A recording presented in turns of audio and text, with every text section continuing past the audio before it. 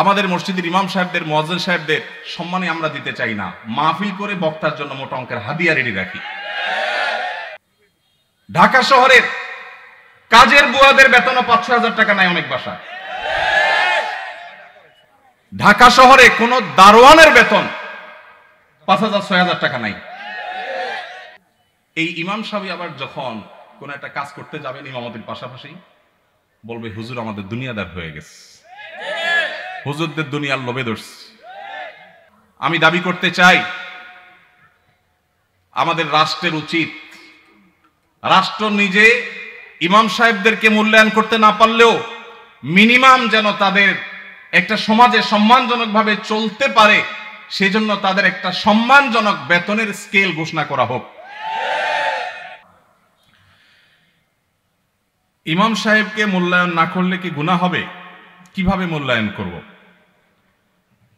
ইমাম সাহেবদের মূল্যায়ন না করলে গুনাহ তো অবশ্যই হবে। ইমাম সাহেবরা হলেন উলামায়ে কেরাম, নবীদের ওয়ারিস। তাদের এই সমাজ তেমন কোনো মূল্য দেয় না। মুসলিম প্রধান রাষ্ট্র, বেশিরভাগ ট্যাক্স পেয়ার মুসলমান, অথচ ৪ লক্ষ মসজিদের ইমাম সাহেবকে যদি রাষ্ট্র মূল্যায়ন করত তাহলে রাষ্ট্রের চেহারাই পরিবর্তন হয়ে যেতে পারত। ৪ লক্ষ মসজিদের যে নেটওয়ার্ক সারা দেশে আছে, রাষ্ট্র যদি এই ইমাম সাহেবদেরকে রাষ্ট্রের বিভিন্ন গুরুত্বপূর্ণ কাজে তাদেরকে যদি ইনভলভ করত, প্রশিক্ষণ দিয়ে প্রস্তুত করত এবং তাদের থেকে যদি সার্ভিস নিত, তাহলে দেখা যেত রাষ্ট্রের অনেক বড় বড় কাজ মসজিদের ইমাম সাহেবদের দ্বারা সমাধা করা যেত।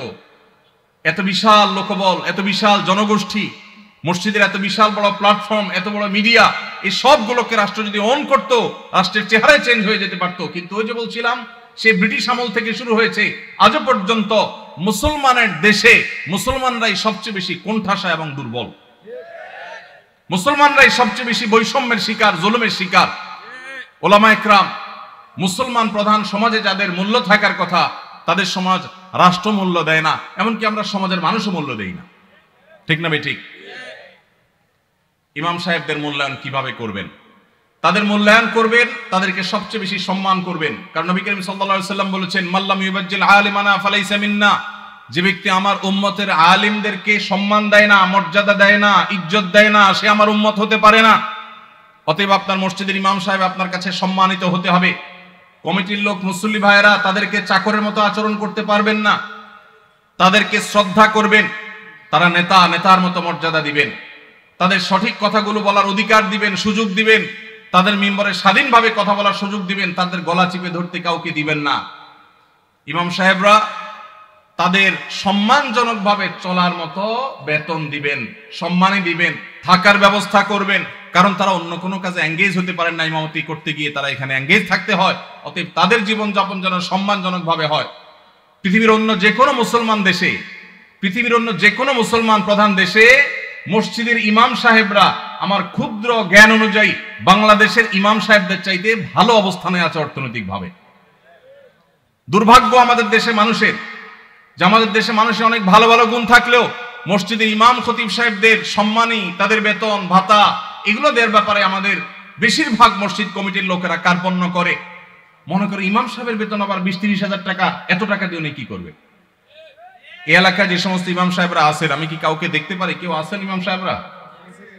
কোথায়? আপনার বেতন কত ভাই?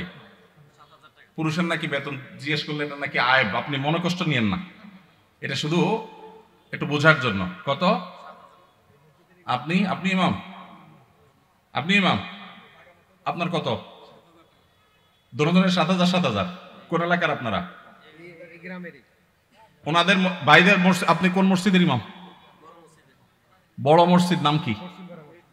পশ্চিমপাড়া বড় মসজিদ। পশ্চিমপাড়া বড় মসজিদের কমিটির লোকজন কারা আছেন?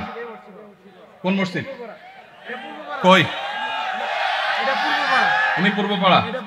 হ্যাঁ, পূর্বপাড়া মসজিদের মসজিদ কমিটির লোকেরা কেউ ভাই আছেন? হাত তোলেন, হাত তোলেন, হাত তোলেন, নাহলে আশপাশের লোকজন বাইর করে দিবে কিন্তু। হাত তোলেন।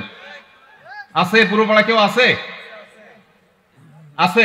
থাক, আমরা ওনাকে দেখাতে চাই না। আছে, পশ্চিম পাড়ার আছেন? আছেন। আর ইমাম সাহেব নাই? কই কই ভাই ইমাম সাহেব, আপনি কোন পাড়ার? একটু দাঁড়ান, কষ্ট করে একটু দাঁড়ান। কোন গ্রামের ইমাম আপনি? হ্যাঁ, মনোহরপুর। আপনার বেতন কত ভাই? 5,500। এই মনোহরপুরের মসজিদ কমিটির কেউ আছেন? মুসল্লি কেউ আছেন কিনা? অন্তত যারা আছেন অন্তত মুসল্লি কারা? কেউ হাত তুলবে না। কমিটির একজন পাওয়া গেছে মুসল্লি? আচ্ছা থাক। আর ইমাম সাহেব কে আছেন বলেন? আপনি ইমাম ভাই, আপনার বেতন কত? হ্যাঁ, মসজিদ থেকে বেতন কত বলতেছি? মসজিদ মাদ্রাসা দুই ডিউটি বেতন 11.5। তার মানে আমরা যদি 5.5 ধরি তাহলে 5.5 মসজিদ থেকে বলা যায়। 5 ওয়াক্ত নামাজ পড়ান, ইমামতি করেন, 5 ওয়াক্ত নামাজ পড়ান, 5,500 জুমা সহ। আপনার কোন এলাকা? এই গ্রামের নাম বলেন? ঢুলিপাড়া। কই মাহফিলের আয়োজক কারা? সামনে আসেন না, সামনে আসেন। কই পোস্টার কই? নাম বলার আগে সামনে আসেন। নামই নাই, চালাকেরা। আচ্ছা, আর ইমাম সাহেব আছেন আর এক দুজন? কই ভাই, কোন এলাকার? পাশের এলাকার। বেতন কত? হ্যাঁ, 8,000। কোন এলাকার? নোয়াগ্রাম। নোয়াগ্রামেরও ভাইরা নিশ্চয় আছেন। আমি আপনাদের শরম দিতে চাই না, আপনাদের কারো হাতও তুলতে চাই না। ইমাম সাহেবদের জবানবন্দি নিলাম, ধন্যবাদ। আর কোন ইমাম সাহেব আছেন? মুরব্বী দাঁড়ান একটু। ইমাম সাহেব দাঁড়ান, কষ্ট করে। কোন এলাকার ভাই? জি,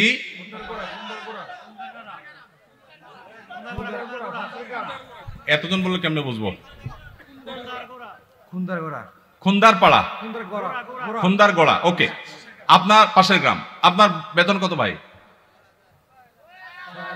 6,000। বসেন ভাই রে। প্রশ্ন প্রসঙ্গে চলে আসলো, এতজন ইমামের জবানবন্দি আমরা নিলাম। হয়তো খুঁজলে আরো 10-20 জন ইমাম পাওয়া যাবে। অনেকে হয়তো চক্ষু লজ্জায় হাতটা উঠাচ্ছেন না, বলছেন না। ভাইরা আমার, এটা আমাদের জন্য, বাংলাদেশের মানুষের জন্য লজ্জা, অনেক বড় লজ্জার বিষয়।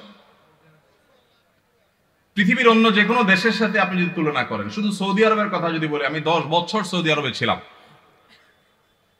আমাদের শেখ সাইফুল্লাহ মামুন ভাই দীর্ঘদিন সৌদি আরবে ছিলেন। সৌদি আরবের সকল মসজিদের ইমাম সাহেবরা ইমামতি করে যেই সম্মানই পান, সেটা এভারেজে 5 থেকে 7,000 সৌদি রিয়াল। পাশাপাশি বাসা, বিশাল বড় বাংলো, সাধারণ বাসা না, বিরাট এরিয়া নিয়ে বাংলো। এইটা হলো তাদের এক্সট্রা ডিউটি, এক্সট্রা ইনকাম প্রত্যেক ইমাম সাহেবের।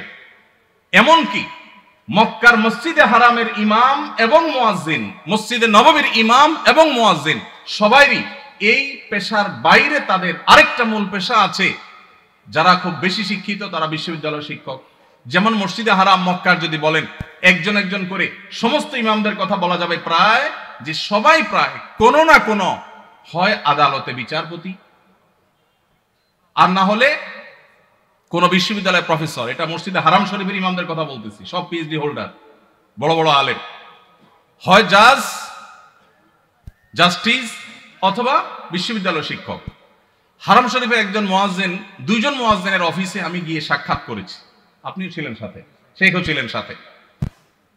এক বাংলাদেশি ওই মুয়াজ্জিন সাহেব, হারাম শরীফের মুয়াজ্জিন, ওনার খেদমত করে। আমাকে বলে যে, আমরা হোটেলে ছিলাম, বলো যে ভাই আমি তো হারামের মুয়াজ্জিনের খেদমত করি, ওনার অফিসে চাকরি করি, টি বয়, বাংলাদেশি ভাই। বলো যে ওনাকে বলছি যে আমার দেশে এক হুজুর আসছে, ওমরা করতে, দেখা করতে যাবেন কেন? হারাম শরীফের মুয়াজ্জিনের সাথে দেখা করাও তো সৌভাগ্যের বিষয়, চলেন যাই। গেলাম, যায় দেখি একটা কোর্টে উনি একটা সাধারণ একটা ডেস্কে চাকরি করে। হারামের মুয়াজ্জিন। আমরা যদি বাইতুল মুকাররমের মুয়াজ্জিন হইতাম তো আমাদের ঠেলা তো মানুষই টিকতো না, আবার চাকরি করা। হারামের মুয়াজ্জিন, যে বেতন, যে প্রটোকল, যে সম্মান, আবার চাকরি করা লাগে, কিন্তু করতেন। পাড়া মহল্লার যে সমস্ত মসজিদের ইমামরা, মুয়াজ্জিনরা, তারা সবাই হয় পুলিশে চাকরি করে, আর না হলে কোনো স্কুলে তারা শিক্ষকতা করেন। বেশিরভাগ এই দুই ক্যাটাগরিতেই থাকেন। আমি সৌদিতে যে বাসায় ছিলাম, আমার বাসার পাশের মসজিদ, যে মসজিদে ৫ ওয়াক্ত নামাজ আমি জামাতে পড়ার সুযোগ পেতাম, সেই মসজিদের ইমাম সাহেব, তিনি বিরাট বড় শিল্পপতি, অনেক ব্যবসা প্রতিষ্ঠান, তার অনেকগুলো বড় বড় চেইন সব super market, Dahiya super market নাম, বিরাট নাম করা দাম্মামে।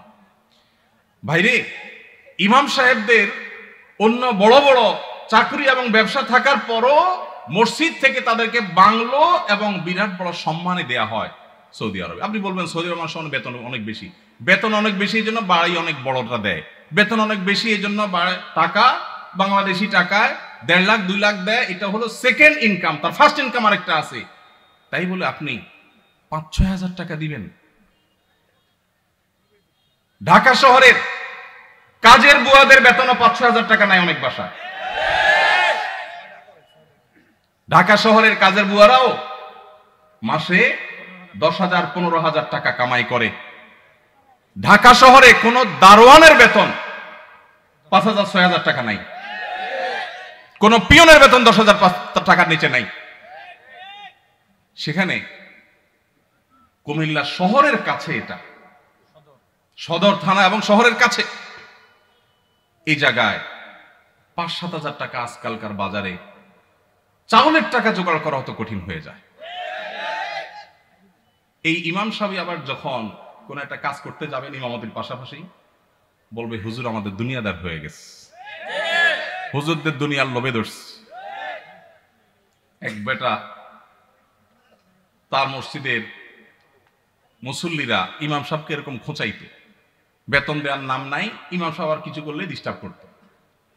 তো ওই মসজিদে একজন ভালো মানুষ ছিল, উনি বললেন, হুজুর আপনাকে আমি ওই যে মুসিরা যে জুতা পলিশ টলিশ করে ওরকম একটা বাক্স কিনে দেব, সাথে রং টং যা লাগে, ডাস্টার, ব্রাশ, এগুলো সব দিয়ে দিব।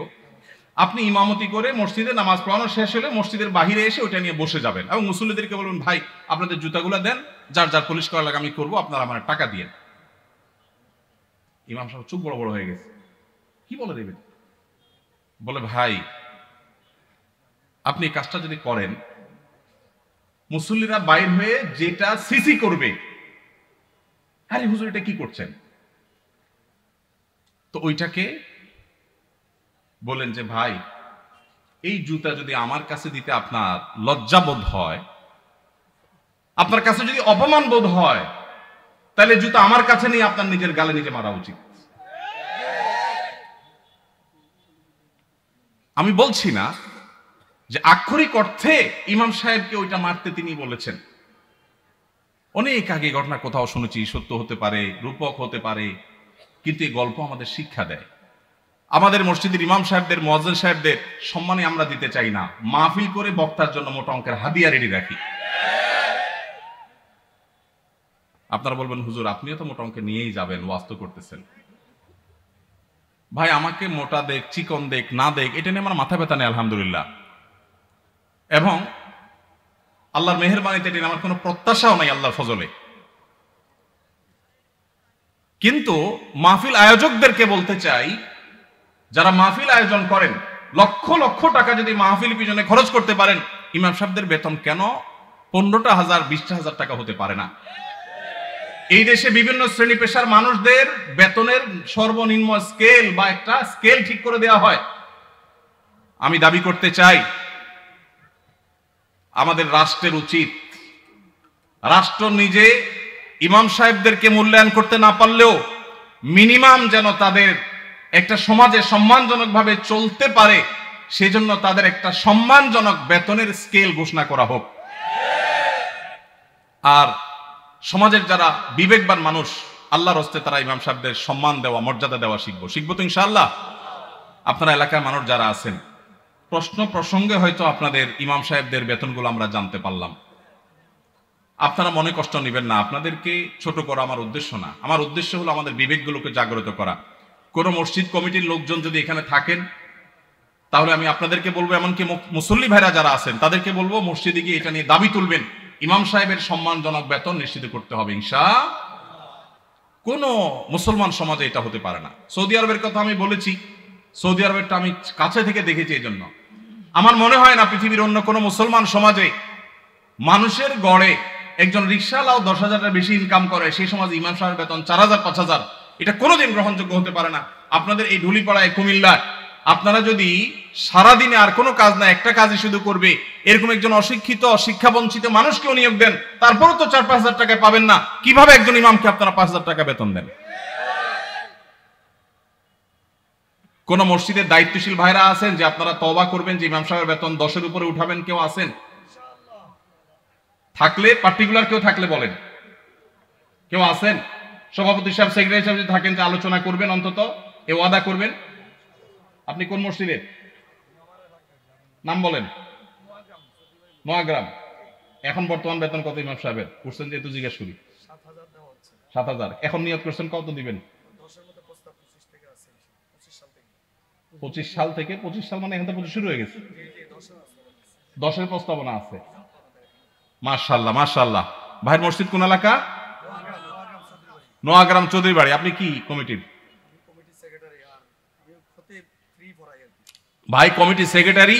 ওনার মসজিদের ইমাম সাহেবকে ওনারা এই মাস থেকে 10,000 টাকা দেওয়ার নিয়ত করেছে। বলে আলহামদুলিল্লাহ। আমরা বলবো 10,000 নয়, যেহেতু এখন একবার বাড়াইছেন ভালো কথা, 6 মাস পরে বা 1 বছরের মাথায় 15,000 টাকা করবেন ইনশাআল্লাহ। যখন ওরা সেটারও নিয়ত করবেন। নোয়াগ্রামের ভাইরা আপনারা দেখে শুনে রাখেন, কিন্তু রাগ করেন নাই তো আবার? জাযাকাল্লাহ খাইর। আর কোন কমিটির ভাইরা আছেন যে নিয়ত করবেন, নিয়ত চেঞ্জ করবেন? বলেন দেখি, বলেন। আজকে ভিন্ন কালেকশন হোক, বউ কালেকশন হতে করলাম। ভাই কোন মসজিদে বলেন? জি মাশাআল্লাহ। 10,000 রানিং দিচ্ছেন, একটা ভালো উদাহরণ পাওয়া গেল। মাশাআল্লাহ মাশাআল্লাহ, ভালো উদাহরণ আছে। কোন এলাকার? আলমপুর। কিন্তু 10,000 টাকা তো যথেষ্ট না ভাই। কবে নাগাদ আনুমানিক একটা আইডিয়া দেন না? আইডিয়া দেন না,